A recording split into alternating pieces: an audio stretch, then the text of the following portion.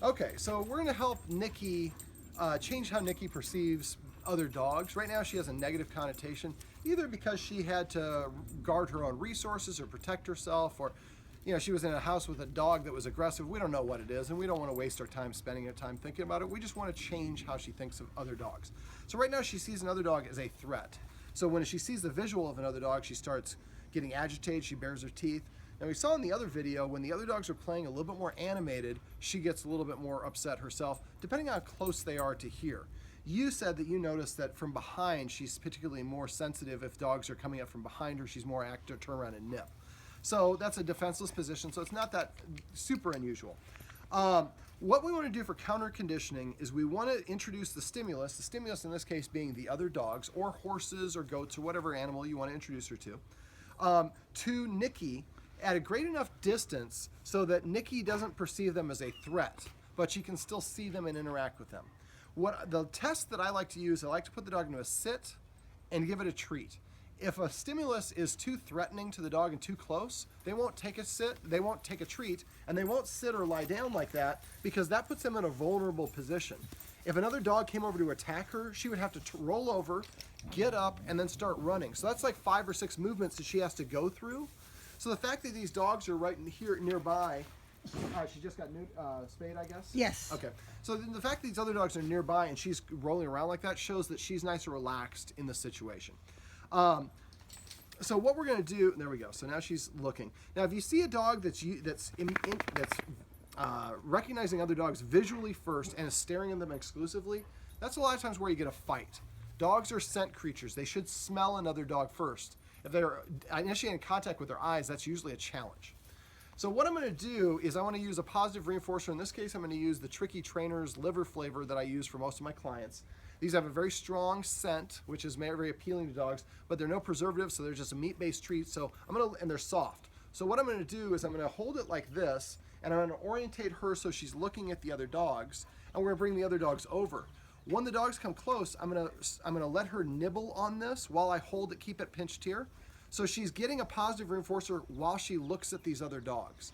Now, if we do this enough, then eventually she starts to associate when other dogs approach me, I get treats.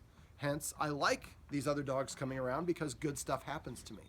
Now, first what we want to do is we want to start it at a distance. Now, you're normally here by yourself, so you're going to be limited as to what you can do. Now, if you can have a handler help you so you can have someone controlling the other dog, that's going to be much more beneficial. So what we want to do is maybe start here, and maybe if you want to pan over there, maybe where that table is, the first table, that would be maybe where we have the dog first. So I'm going to put Nikki, you can come back here. I'm going to put Nikki here and sitting and looking this way. I'm going to hold the treat, and I'm going to orientate her nose so she's looking directly at that dog by the way that I hold the treat.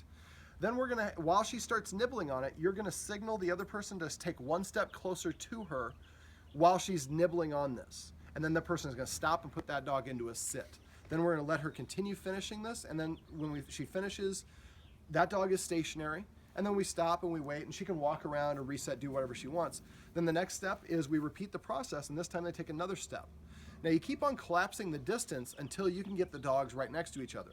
Now, because I'm pretty good, and from what I'm seeing here, I'm guessing I'm going to be able to get them be right next to the fence without her reacting. You might not be able to do that because you don't have the timing and the technique that I have from all the experience I have. But you've been working, you're a horse trainer, so you've got a lot of experience training, so you'll probably be better equipped than most of the people I educate. But the key is we have to stop before she reacts. So your tests are giving her a sit and getting her the treat.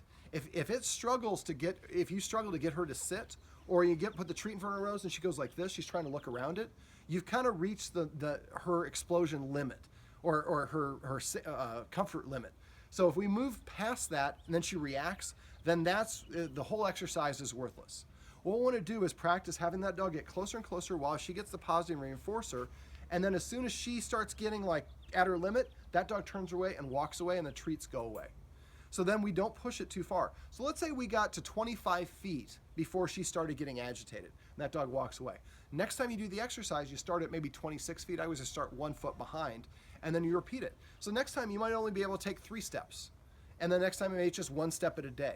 But we want to gradually collapse the distance. Now, it doesn't have to be necessarily every day. If you have the ability to practice this 5 times a day, then you gradually get closer and closer. But we want her to get practice essentially being around these other dogs without them attacking her, sniffing her, interacting with her, and she gets these positive reinforcers. Over time, the proximity of the other dogs is not perceived as a threat. As a matter of fact, it's actually perceived as a positive because she gets the positive reinforcers.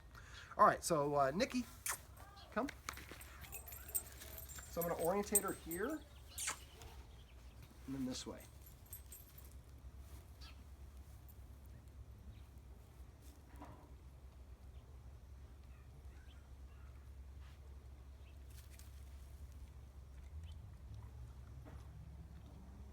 So this dog is not, I mean, it has a nice mellow energy. Still can't believe some idiot threw her out of a car, him out of a car. But she's laying down. This dog is right here. Now let me try the next step. There we go. Now we have two. Now this makes it more of a challenge. Let's do it this way.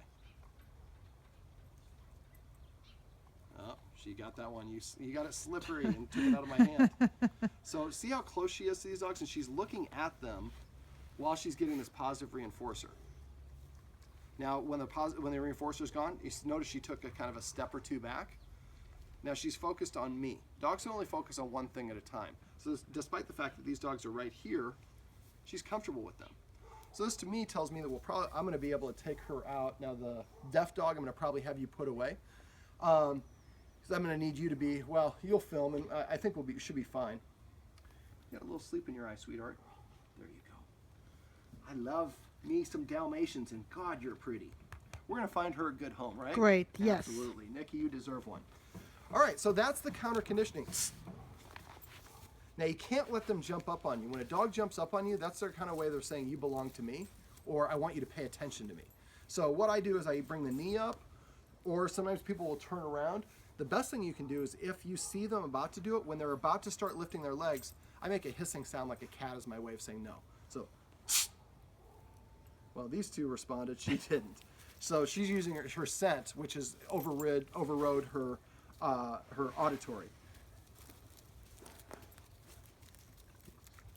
Yes, are we eating a little poop? Yes, that's gross, but for dogs, it's not that unusual.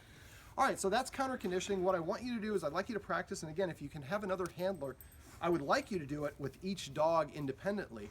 And then, so the first step is one at a time until you can get the dogs right here in the same effect. Then we want to do two dogs at a time. So you have one handler coming from there, one handler coming there, and they should those dogs should take the same steps towards, and they should be kind of close. I mean, not too far apart, not right together, maybe a little bit like this so the dog can see two dogs approaching. And then we keep on doing it until those dogs are right here. Then we do with three dogs, and then however many dogs you have at the time. Now, the blind or the deaf dog is the one dog I might exclude from this process initially, but I would definitely practice having her come up close by herself. So that's basically counter conditioning. It is a time-consuming process, but it is by far the best way to rehabilitate a dog that has, and I don't think this is aggression. This is probably more of a fear-based or a territorial-based aggression, because right now she has no problem. She's not fixated on it. She's not even worried that the other dog is there.